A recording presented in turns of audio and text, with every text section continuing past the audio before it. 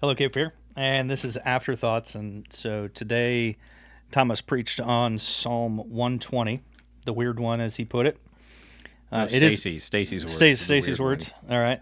So he preached on Psalm 120, and I really enjoyed the sermon. It brought a lot of things to mind, but the really kind of the overall theme of it is piercing the darkness with truth, right?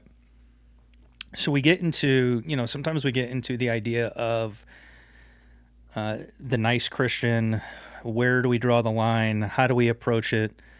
So you were talking about getting on Facebook and it making you angry and upset.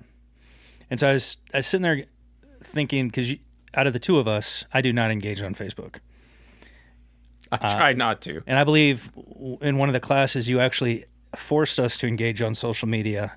Yeah. And it was against every fiber of my being to engage. I hate doing it online because I thrive on that personal aspect and being able to actually have that connection with the person I'm talking to. So are we called at all, I guess, is really kind of like what I was trying to kind of dive into. Are we called at all to pierce the darkness with truth through Facebook, through the social medias? Do we have that requirement? And I know every Christian doesn't. I know that, but do some of us? I think that, and a lot of my examples today were like just the garbage that was out there, but there's other good things. Like I'm connected with some people from my past and from different ministries, like guys I went to school with, 20 years ago.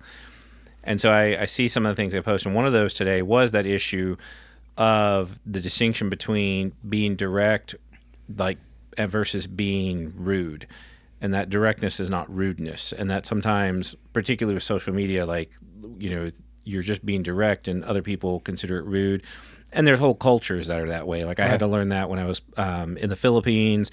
Like I almost had to apologize because I was so direct as an American, and they understood. They're like, you're an American, you operate different, okay? But where do you draw that line? So he just mentioned that, and I looked at it, and that was a good reminder of, how do I perceive things? So there is good that's out there, and when people are posting things that are wrong, sometimes to have someone else, their comment, kind of like what happens where somebody posts a chart and somebody says, this has been fabricated, here's where you can find that.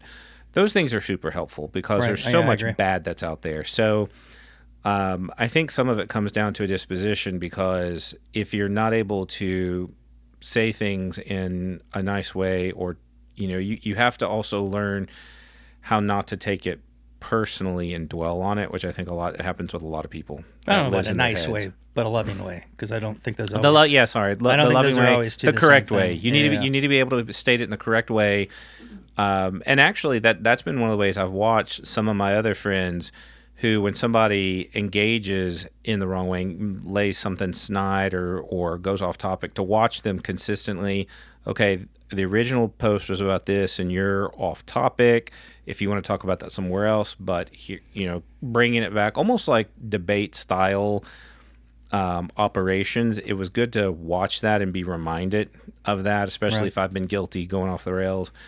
So actually, I think I have a folder on my photos app on my phone of basically Christians behaving badly on social media. So Christians I know, and screenshots of their social media posts. Yes.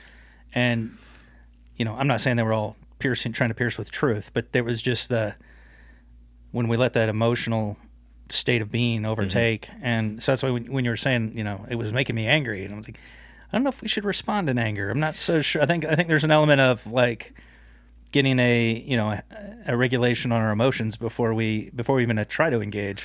I joke with my students that I try not to grade their papers when I'm angry, because they do worse. They do. I'm angry. Absolutely. So same thing with social media. So I think that for those who have that if we want to talk back to the virtues, the meekness, the ability to regulate that anger, and then to be able to bring in the truth and to do it in a way that's not condescending, the way that some people will get on there, well, actually, and then they'll lay out, they're the smartest person in the room kind of thing. Yeah. So I think there's a variety of virtues that are there. So the true answer to the question, no, it's not for everybody, because some people just lack the ability or lack the emotional control. You start getting angry, start banging the keyboard, Right. you know, and because I spend way too much time through not just social media, but other memes and things. And there's one where somebody says something and you got the guy who's like cracking his neck and you know, and then Getting excited, yeah. you know, like going The at keyboard warrior there. Yeah. Yeah, that's not going to be the best way.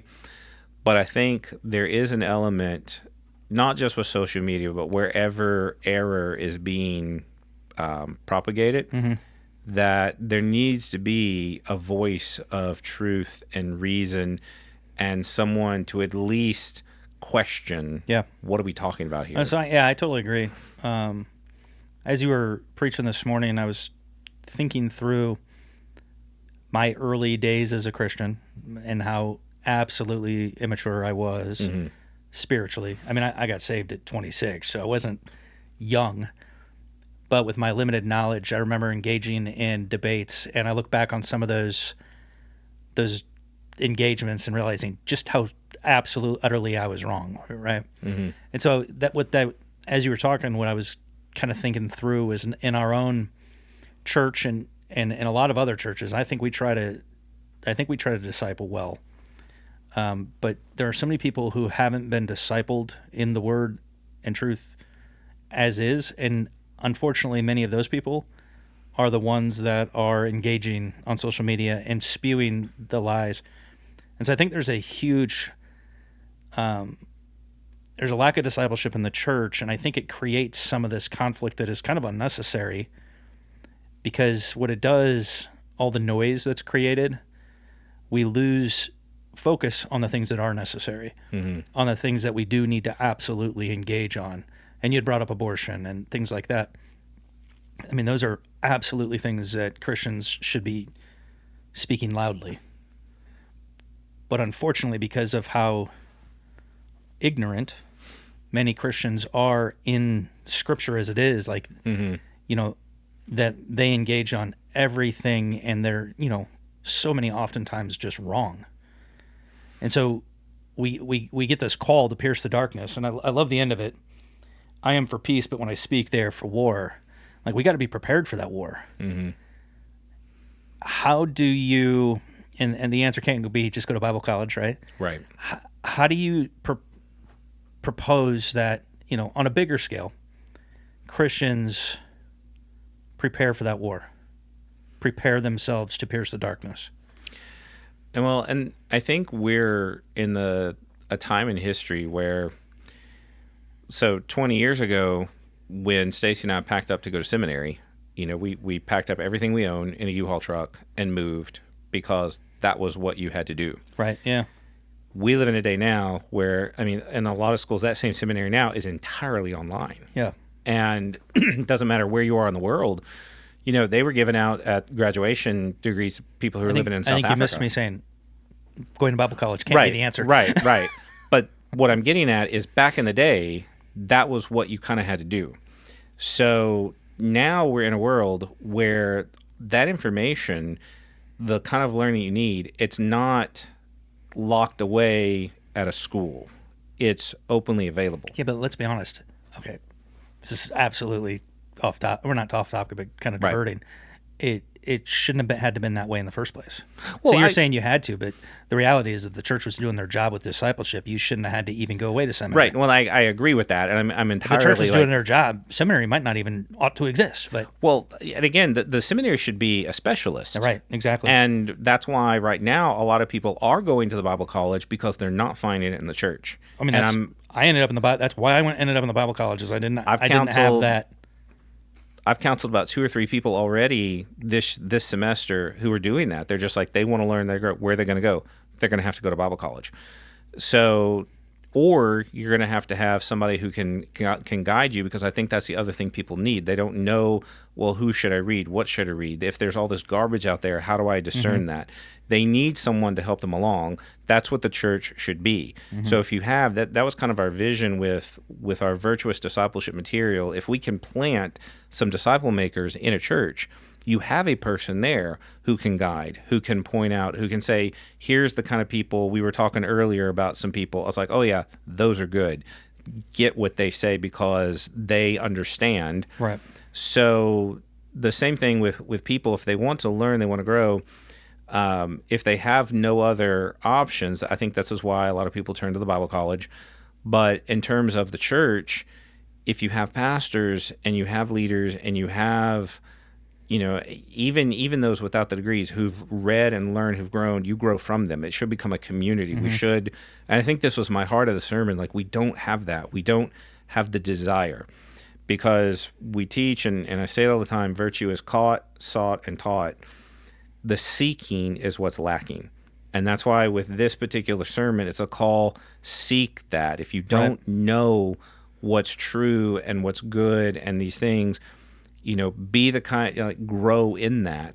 So I mean, right now I know you're running a discipleship group, and I'm doing a discipleship group, and I talked to one of the guys this week and said, like we're pretty deep into ours. I think I'm over a year now into mine. So what do you, how do you feel like it's going? Like how prepared do you feel? He's like, oh, I don't. He's like, at what point? Basically, he goes, I don't feel like I could go do a discipleship group. It's like, so, like, where's the line? And I thought about that, and it's, if I'm not doing my job, I need to be poked in the chest and told to do my job. But I reminded him that the disciples spent every day with Christ for 3 years, and in the end, when he's ready to go, they're like, no, not yet. Like, you can't go. Like, don't go yet.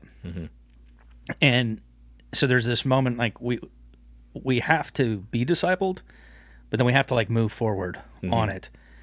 And so I think if you're out there and like you're in a church and you're seeking it, there's an element when we have to force our leadership to do their job. And I don't mean job like pay job, but to do what they've been called to do in the roles they've been called in Christ. So I think that seeking is important, but I think it's also, there's an element there where you walk up to somebody and be like, yo, like you're going to disciple me. You need to disciple me. I need someone to do it. You're going to be the guy. I know you don't have enough time, but we're going to figure that out. Like you got to do it. So there's an element, if we're hungry, we got to go after it. Right. And that was what I hoped to stir up through this, because I just, again, with graduation season and just watching all these things, just realizing we're so behind as a church, and we just shouldn't Church be. Universal. We just shouldn't be. And so that's what I hoped, again, because I hear these sermons, and even when I hear these graduation speeches, and it's like, oh, go get them, and everybody's like, yeah, and then nobody goes and gets them. That's where I'm just hoping, like, in terms of our church, particular, local, maybe somebody's like, you know what, I can learn a little bit more, or maybe it's the case, and no one's in particular in my mind, but maybe it's the case I can show up more often, because again, when you show up, you can learn more, you can grow, you can ask questions, and that's what I'm hoping. That's the start. And let's be clear, you should not be a keyboard warrior if you only go to church on Sunday morning. Indeed. You haven't learned enough. But that's what I took away. No, right. Just kidding. That is true. All right. Well, Thomas, appreciate you. Appreciate the sermon. I really enjoyed it. I really it's not like I don't enjoy your sermons, but I really enjoyed today's. So, all right. Cape Fear, appreciate you guys, and we'll talk to you next time.